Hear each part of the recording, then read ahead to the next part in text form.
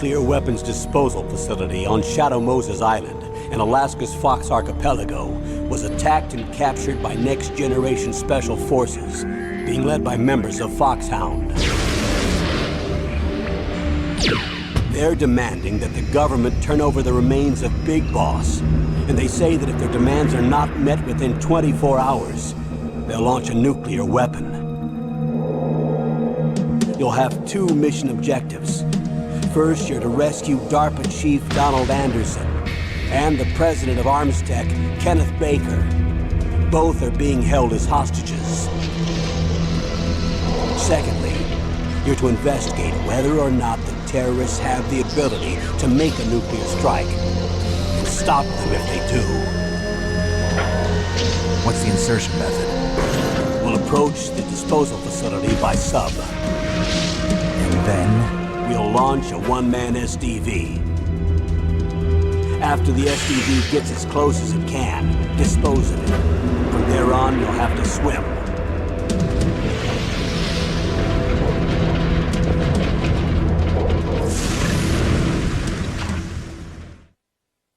High-Tech Special Forces Unit Foxhound.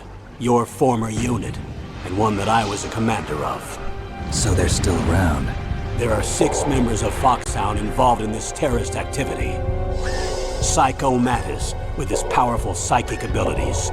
Sniper Wolf, the beautiful and deadly sharpshooter. Decoy Octopus, master of disguise.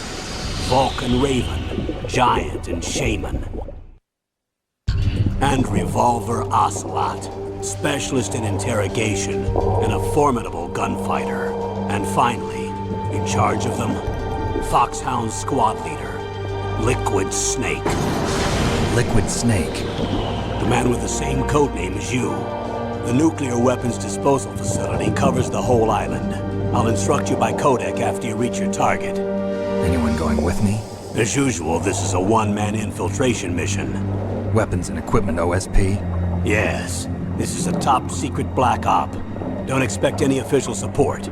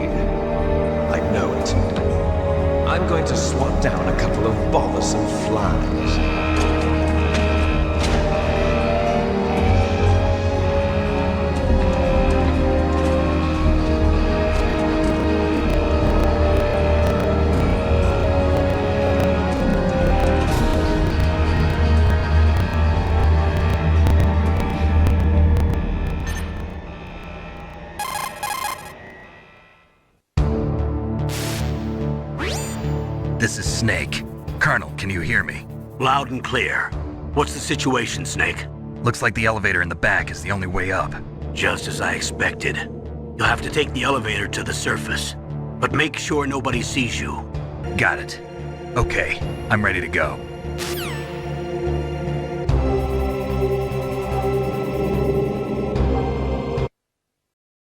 Okay, guys. Welcome back to Games on the Table.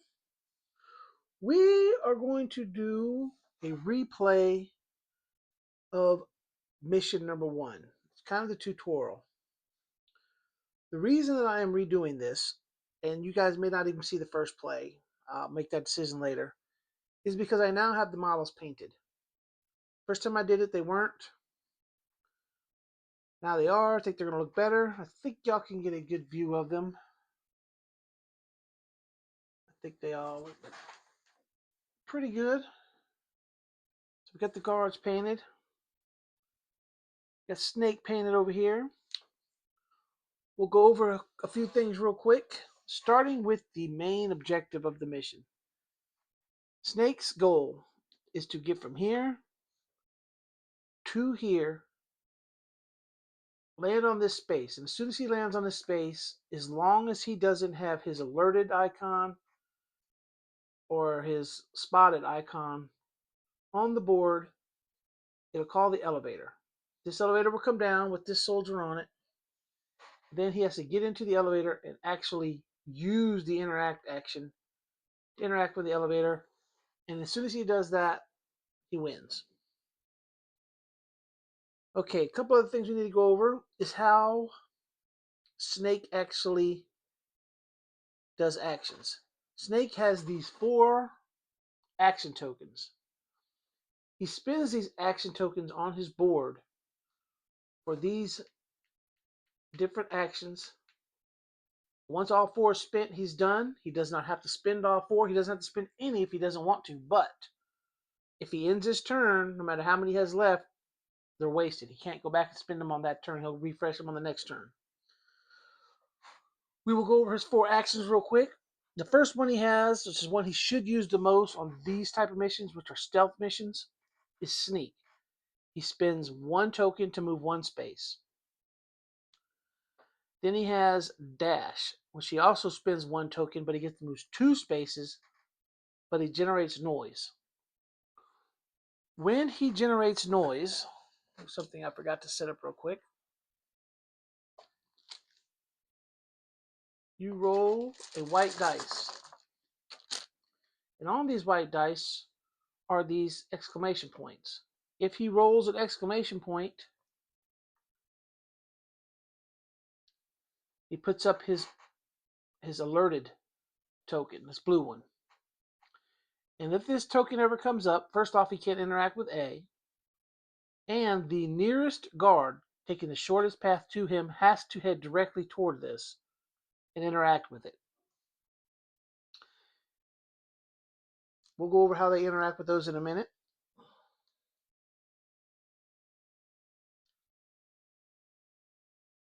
So that's the risk with dashing. Okay, he also has a hand-to-hand attack, which costs 1 action. He rolls 1 white dice, and if his attack hits, which we'll go over how that happens in a minute, he puts 1 stun token on him, which is one of these. 1 stun token. And if you look at the guards, they have a 3 defense, which means in order to hit them, you have to roll a 3 or better. And then they have 2 hit points. So you'd have to get 2 of these stun tokens on them to knock them out. The other thing he has is a combo attack, which costs 2 of his action points. And then you make an adjacent figure, and you still deal 1 stun token for each 3 or better, because the dice you roll on this is a 2 whites and a black. Now, you notice it doesn't have the alerted symbol, but every white dice has the exclamation point. So if you roll one of those during the attack, you will still alert the nearest guard. And it only does 1 stun, but like I said, 2 threes would be 2 stuns. You get 1 stun per hit. Then he has Focus. Okay, Focus will not actually apply on this particular map. One thing that Snake will get in the missions further is he gets 4 extra actions which he can use, and then in order to refresh them, he has to do the focus action. So we'll cover that in the next mission. Then he has Drag Body. This is kind of a way to hide bodies, because if you had a knocked out body right here, this guy comes around the corner and sees it, it sets off the alerted token. This will allow you to like drag the body behind this corner or behind the box. Oh, I gotta sneeze, guys. Excuse me. Okay, so you pick up either a stunned or a dead. that is in an adjacent square or your square, then move one space and place it in an empty adjacent square. So dragging a body actually takes quite a bit. You can only move one space, put it somewhere. Move one space, put it somewhere else. So dragging it is not exactly easy. Then you have the interact, which, as you see, it has dice on here, but these dice are more for the locked doors and interacting with computers that will have a code that you have to roll on the dice. That is later on in the game as well. We'll deal with that then. Then we have the knock action. This is an interesting one. With the knock action, you basically put up your alerted symbol where you knocked at, and the closest guard will come investigate. It's a kind of a way to manipulate the guard location.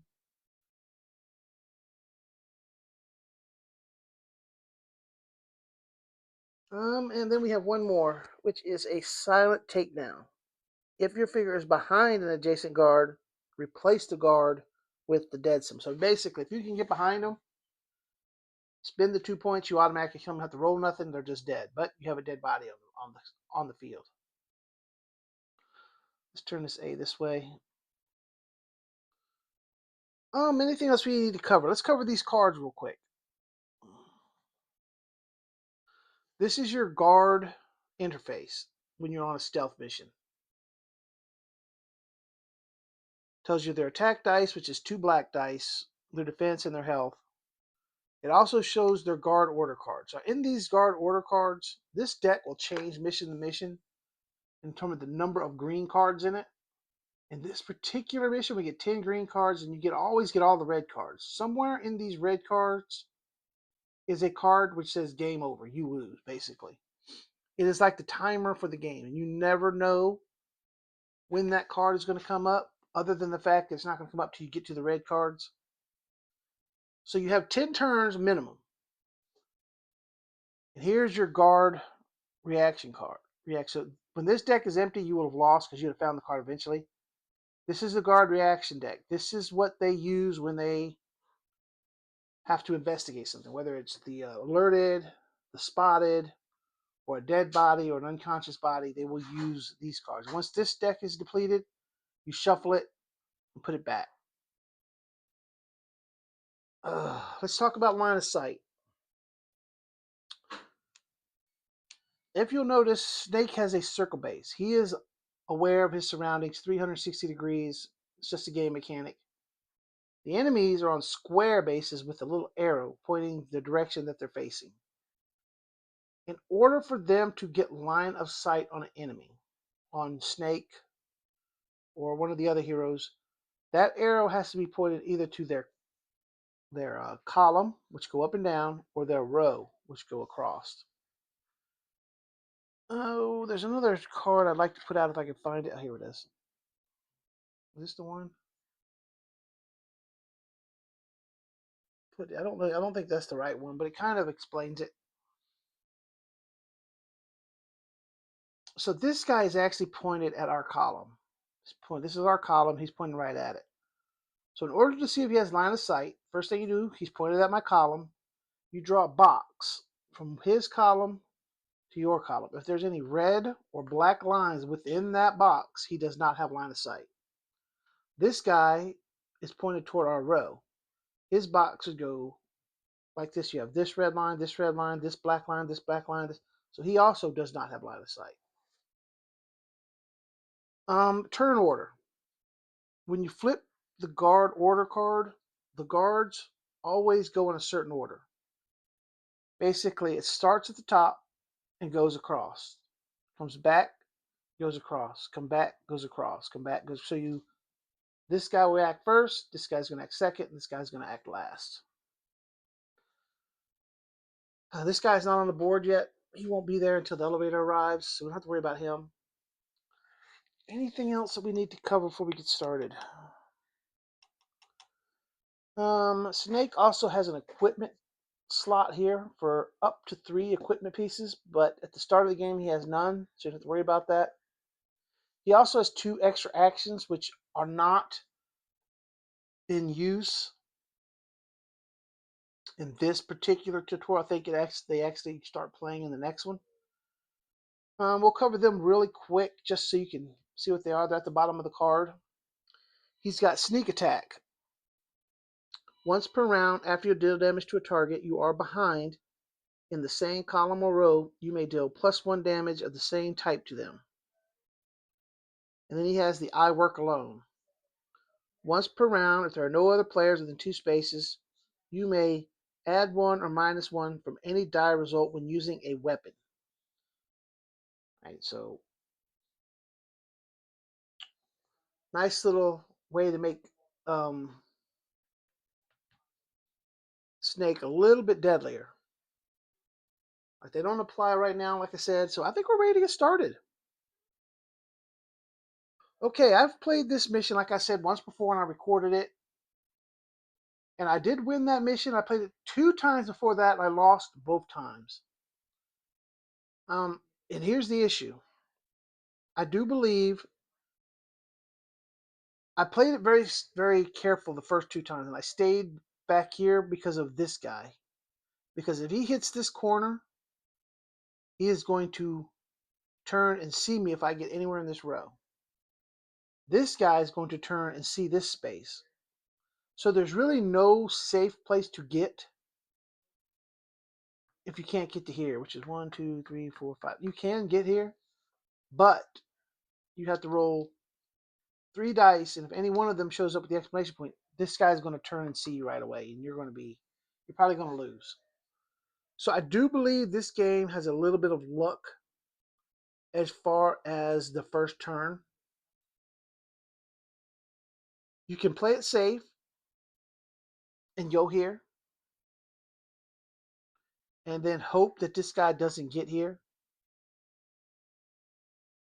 Because if he gets here, you're getting stuck back here because he's going to turn and he can't roll a 1. So I guess we need to explain these arrows. We're going to talk about those in just a second when we flip over the first guard order card. So let's go ahead and get started. So I have a choice, really.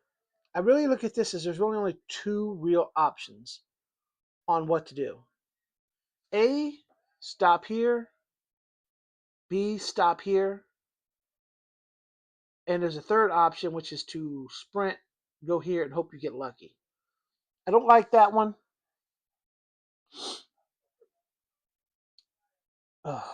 This one gives you the best options if things go bad, because you never know where this guy could land and turn later. This one sets you up the best if you get lucky and he doesn't get a 4 or a 5. On these guard order cards, the lowest I've seen is 2 and the highest I've seen is 5. So you're basically rolling a 50% because you could get a 2, 3, or 4, 5. If he gets a 4 or 5, you're doomed if you go that far. But if he gets a 2 or 3, you're good. Oh, man. So what we're going to do is I'm going to try something different. I'm going to spend 2 of my action points. Now, the way you're supposed to do this, you spend 1 action point. I'm going to move 1 space. Spend a second action point, move 1 space. The other thing you can do, especially playing by yourself, say, I'm going to move those 2 spaces. I'm going to spend 2 points, move 2 spaces. And we're going to stay right there. The 2 times that I've done this, I have lost. So I am hoping that this time it works. But we're going to see. We're going to see our first guard order card. All right. The guard order card has 3 sections. The first section is always a random ability. This right here, it's on the back of the instruction book. Where's the directions? Right here. Back of the rule book. It's this ability right here. This is the quick and easy one. It says stay alert, active zone. All players within 2 spaces of a guard must move they're alerted under their figure. If the red symbol is already on the map, nothing happens. So that's basically what it does. But the other thing you can do to get a little bit better understanding is I don't know if y'all have seen this book,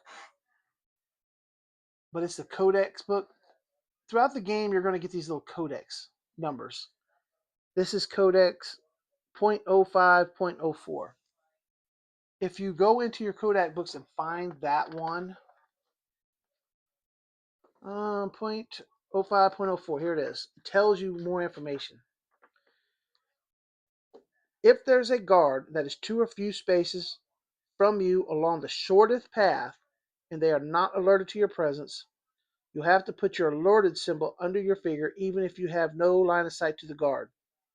Genome soldiers have highly developed senses. Keep in mind, this doesn't count as drawing attention for effects that trigger from drawing attention. Okay, so that's basically on this, but there's nobody that close to us, so that's doesn't apply. Cameras also do not apply in this scenario. We'll cover that in the next scenario. And this is the one you're always going to use. It's basically how the guards are going to move. If your alerted symbol is on the board, they will move 4 spaces to all guards will move 4 spaces toward it.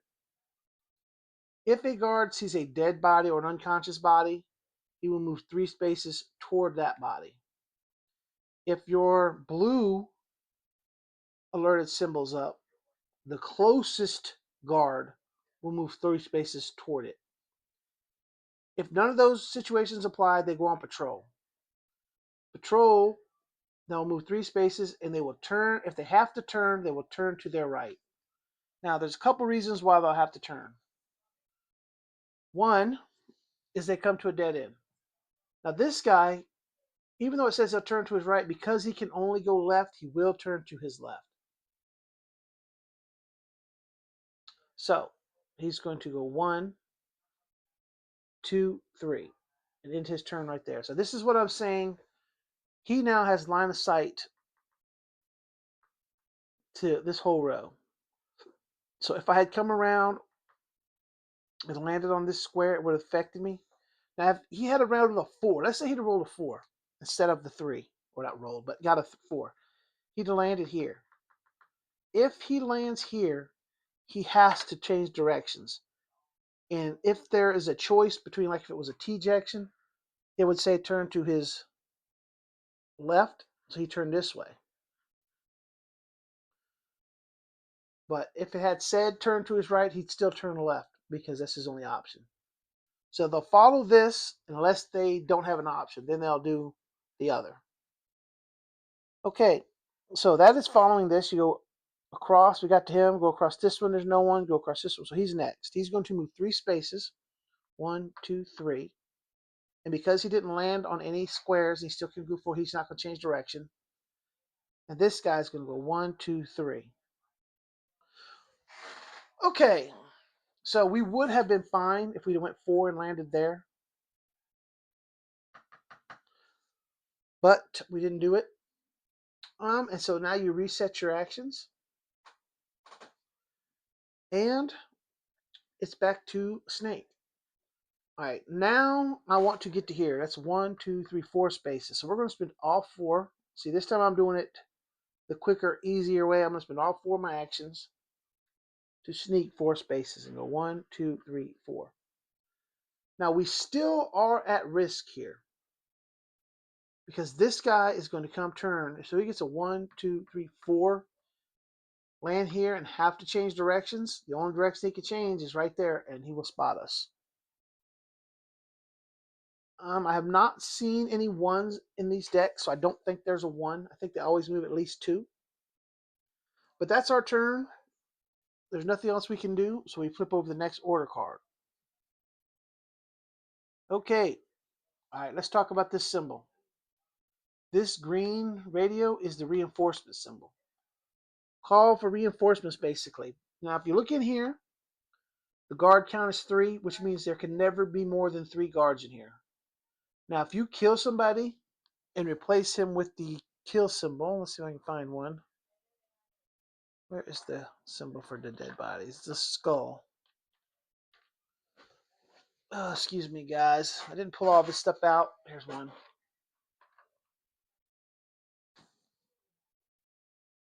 If you place, like, if you kill this guy, that is not considered the guard. Another guard will come out. If you knock a guard out, replace it with this symbol, and that's also not considered a guard. So another one would come out. And even if he becomes unconscious, there could be more than 3 due to that reason. But right now, we don't have to worry about that. Okay, so here's the one we're worried about. We don't have to worry about the alerted or any of the other symbols because numbers place. So they're going to move 5 and turn to their right. Once again, start from the top and go over. He's going to move 5. 1, 2, 3, 4. All right, it says he wants to turn right. So he's going to turn right. Go 5 and turn here. The other rule about the patrols, they'll never end their turn facing a wall. They'll always turn toward an open space, always. So even though his turn ended and it doesn't say a turn, he still will turn. He'll never face a wall and basically be out of the game for a turn. All right, if we continue to go across, it becomes this guy. He's going to go 1, 2, 3, 4, 5. All right, we have got an interesting situation here. If you draw the box, which is these 4 squares, there's a black line right there, stopping him from seeing me. That one black line is the only thing stopping him from seeing me. All right, so this guy is going to go 1, turn, 2, 3, 4, 5. Now, the reason he didn't see me when he got here is because he's not pointing toward my column or my row. 4, 5. All right. We have probably gotten luckier on this particular mission than I got in any of the first 3 that I played. We have a straight shot to this. And like I said, I don't believe there's any 1, so I don't even think he is going to see me. So we're going to reset. I'm going to stealth 4. There's no point in even risking a alerted symbol and have one of these guys come after me. I can just go 1, 2, 3, 4. Because next turn, I'm going to be able to interact with this. All right. This might be a quick and easy mission. This is the first time I've seen this happen. Even in the one I won, it wasn't this easy. But let's see. All right. They're going to move 4 and 2 to their right. 1, 2, 3, 4. 1, 2, 3, 4. Okay, it says turn, but he has to turn. So he'll turn this way. It's his only option. 1, 2, 3, 4. Turn to his right. All right. So we basically have 2 guards that are somewhat out of it. This guy's going to head back up eventually. He's got no choice. This guy's going to be down here in this corner for at least a little while. But we need to decide how we want to do this. I know we're going to spend 2 and go 1, 2 and interact with this.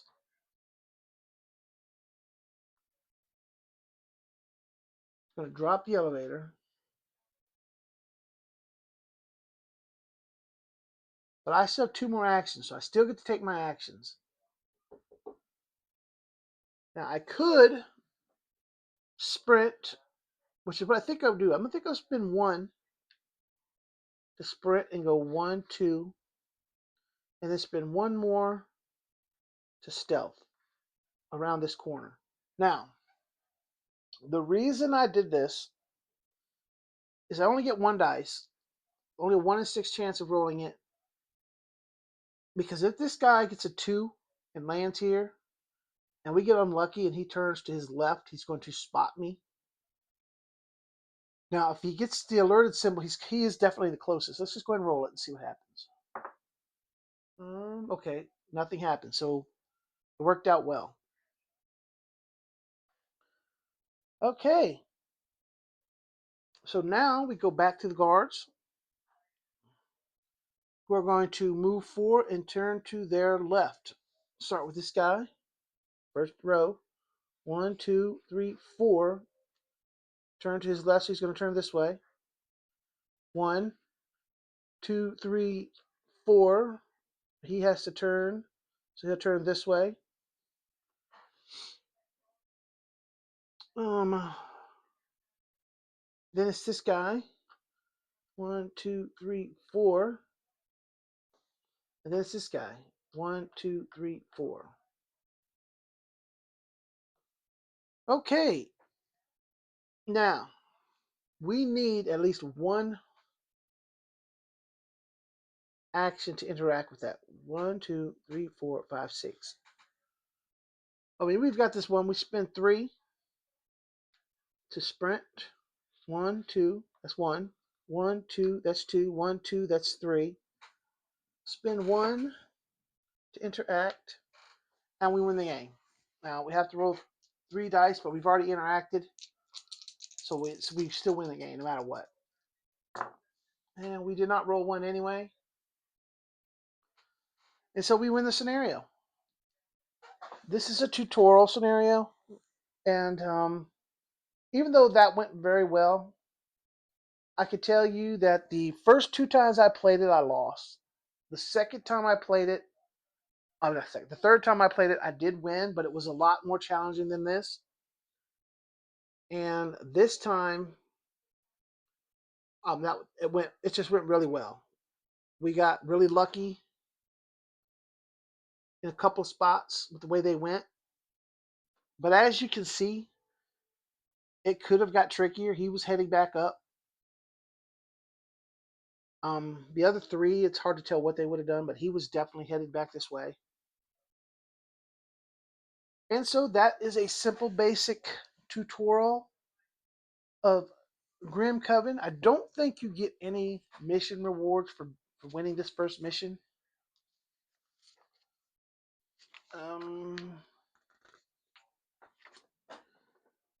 No, you don't get anything. Yeah, and so the next mission, which we will also redo, because I've also done this the second mission, which is the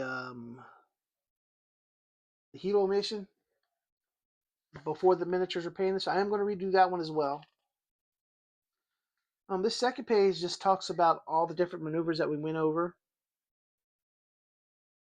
All right, so the blue symbol is actually you have caught the guard's attention, and then the red one is alerted. So guard's attention and guards alerted. Okay, so they're both A's. This is guards. You've caught the guard's attention somehow. And here, guards are alerted to your presence. All right. Well, I hope you guys enjoyed it. If you have any questions, any comments, let me know in the comments. I will respond to them as quickly as possible. If you would like to see me keep playing this, let me know. If you would like to see me play some more Grim Coven, let me know that.